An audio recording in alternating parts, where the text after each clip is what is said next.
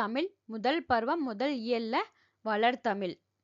மனித இன பரிணாம வளர்ச்சியின் சிறப்புகளுள் ஒன்று மொழி. மனிதரை பிற உயிரினங்களிடம் இருந்து வேறுபடுத்தியும் மேம்படுத்தியும் காட்டுவது மொழி. உலகில் 6000க்கும் மேற்பட்ட மொழிகள் இருக்கு. இதுல இலக்கண இலக்கிய வளமுடைய மொழிகள்னு பார்த்தீங்கன்னா 3000. இந்தியாவில் பார்த்தீங்கன்னா 1300க்கும் மேற்பட்ட மொழிகள் இருக்குது.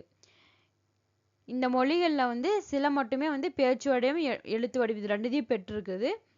அப்படி பார்த்தோங்கன்னா தமிழ் மொழியும் இந்த இத்தகைய சிறப்புமிக்க மொழிகளுள் ஒன்று அப்படின்னு சொல்லலாம்.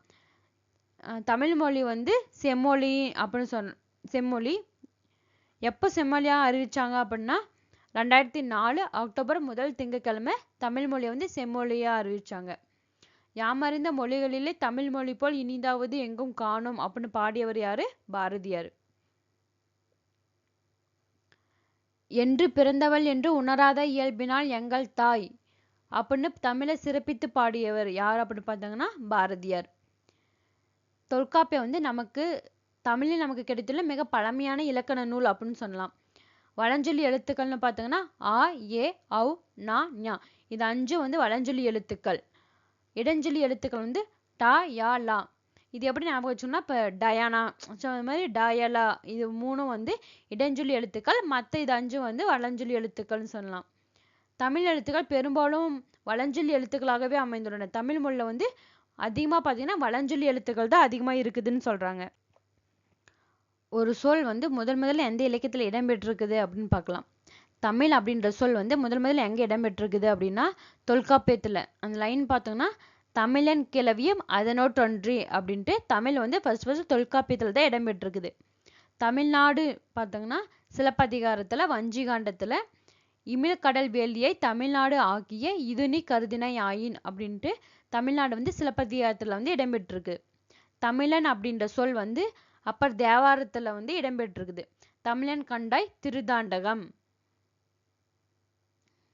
சீர்மை என்பது ஒழுங்குமுறையை குறிக்கும். சீர்மைகள் அதனுடைய சொற்சிறப்பு குறிப்பிடத்தக்கது. உயர்திணை அக்திணை என 2 வகை திணைகள் இருக்குது. உயர்திணையினுடைய எதிர் சொல்லுனா தாழ்திணை சொல்லலாம். தாழ்திணையை அக்திணை அப்படின்னு சொல்லலாம். அக்திணை எப்படி பிரிக்கலாம்னா அல் பிளஸ் திணை, அதாவது உயர்வு அல்லாத திணை அப்படின்னு சொல்றாங்க. இலக்கண நூல்கள் அப்படின்னு பார்த்தீங்கன்னா தொல்காப்பியமும் நன்னூலும் இலக்கண நூல்கள்.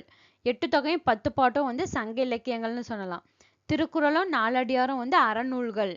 சிலப்பதிகாரமும் மணிமேகலையும் காப்பியங்கள் அப்படின்னு சொல்லலாம். ஒரு பூ தோன்றுவது முதல் உதிர்வது வரை 7 நிலைகள்ல இருக்குதான். அரும்பு, மொட்டு, முகை, மலர், அலர், வி, செம்மல் அப்படின்ட்டு பூ தோன்றுவதில் முதல் உதிர்வது வரை 7 நிலைகள்ல இருக்குது. மா அப்படின்ற ஒரு எழுத்து ஒரு சொல்லுக்கு மீனிங் பார்த்தீங்கன்னா மரம், விலங்கு, பெரிய, திருமகள், அளவு, அறிவு, அழகு, அழைத்தல், துகள், மேன்மை, வயல், வண்டு அப்படின்ட்டு 12 மீனிங்ல மா அப்படின்ற ஒரு எழுத்து ஒரு மொழிக்கு 12 மீனிங் இருக்குது. இயல் தமிழ் அப்படின்றது எண்ணத்தை வெளிப்படுத்தும். இசைத்தமிழ் உள்ளத்தை வெளிப்படுத்தும். நாடக தமிழ் உணர்வை வெளிப்படுத்தும்னு சொல்றாங்க. தமிழ் கவிதை வடிவங்கள். தமிழ் கவிதை எப்படிலாம் வடிவம் தாண்டி வந்துச்சு அப்படின்னு பார்த்தீங்கன்னா ஃபர்ஸ்ட் துளிப்பா, புதுக்கவிதை, கவிதை, இப்போ செய்யுள். இந்த மாதிரி கவிதை வடிவங்கள் மாற்றிக்கொண்டே வந்திருக்கு. உரைநடை வடிவங்கள்னு பார்த்தா கட்டுரை, புதினம், சிறுகதை.